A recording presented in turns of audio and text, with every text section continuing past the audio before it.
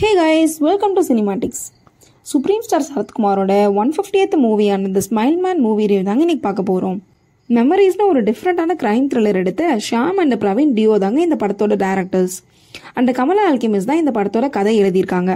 இந்த படத்தோட run time 2 hours and 2 minutes. The Smile Man movie story synopsis பார்த்துருவோம் வாங்க. கோவையில் ஒரு சிபிசிஐடி ஆஃபீஸராக வர சரத்குமார் ஒரு ஆக்சிடென்ட்டில் அல்சைமர் பேஷண்ட் ஆகிடுறாரு. இன்னும் 1 yearல அவர் மெமரிஸ் எல்லாம் வாஷ்ட் அவுட் ஆகிடும் அப்படின்றப்போ அவர் ஹேண்டில் பண்ண சீரியல் கில்லர் கேசஸ் எல்லாம் எழுதி ஒரு புக் ஒன்று ரிலீஸ் பண்ணுறாரு. அந்த புக்கில் அவர் கடைசியாக ஹேண்டில் பண்ண த ஸ்மைல் மேன் சீரியல் கில்லர் பற்றின சாப்டர் மட்டும் எம்டி ஆகிருக்கு. ஆல்ரெடி என்கவுண்டரில் கொல்லப்பட்ட த ஸ்மைல் மேன் பாணியில் சிட்டியில் மறுபடியும் கொலைகள் ஆரம்பிக்குது. இப்போது அல்சைமர் பேஷண்ட்டாக இருக்கிற சரத்குமார் அண்ட் சிபிசிஐடி டீம் இவங்கெல்லாம் சேர்ந்து ஸ்மைல் மேனை பிடிச்சாங்களா இல்லையான்றது தாங்க இந்த ஸ்மைல் மேன். கமலா அல்கெமிஸ்ட் இதோட கோர் ஸ்டோரியை டிஃப்ரெண்ட்டாகவே யோசிச்சு எழுதியிருக்காங்கங்க. பட் அதை கரெக்டான வேலை டெவலப் பண்ண தான் மிஸ் பண்ணிட்டாங்க. ஒரு கிரைம் த்ரில்லர் ஸ்டோரி ஷார்ட் டியூரேஷனில் இருந்தும் ஸ்லோவாக போகிற ஃபீல் தாங்க கொடுத்துச்சு. ஸ்க்ரீன் பிளேயாச்சும் ஏதோ சுவாரஸ்யமான சம்பவங்கள் பண்ணியிருக்காங்களான்னு கேட்டால் அதுவும் கிடையாது.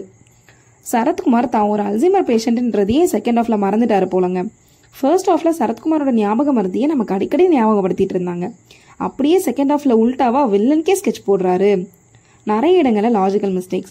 சரத்குமாருக்கு ஒரு பெரிய டீம் இருந்தும் எல்லா வேலையும் தான் பார்ப்பேன் அப்படின்ட்டு எல்லா இடத்துலையும் ஓடுறாரு. ஒரு வீக்கான பேக் ஸ்டோரி.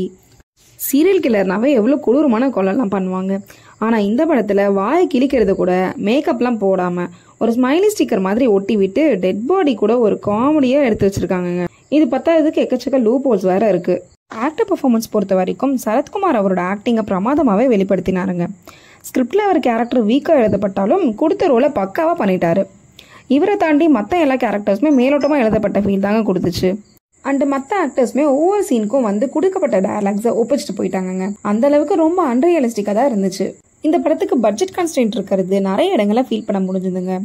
படம் இவ்வளோ வீக்காக ப்ரெசென்ட் பண்ணப்பட்டதுக்கு இதுவும் ஒன் ஆஃப் த ரீசன்ஸ்னு சொல்லலாம். எடிட்டர் சான் லோகேஷ் அவரால் முடிஞ்ச அளவுக்கு படத்தை ட்ரிம் பண்ணி கொடுத்துருக்காரு. இருந்தும் அது படத்துக்கு எந்த விதத்திலும் ஹெல்ப் பண்ணலங்க. மியூசிக் டைரக்டர் கவாஸ்கர் அவினாஷ் ஒரு த்ரில்லர் படத்துக்கு ஏற்ற மாதிரி டீசெண்டான மியூசிக்கே போட்டு கொடுத்துருக்காரு.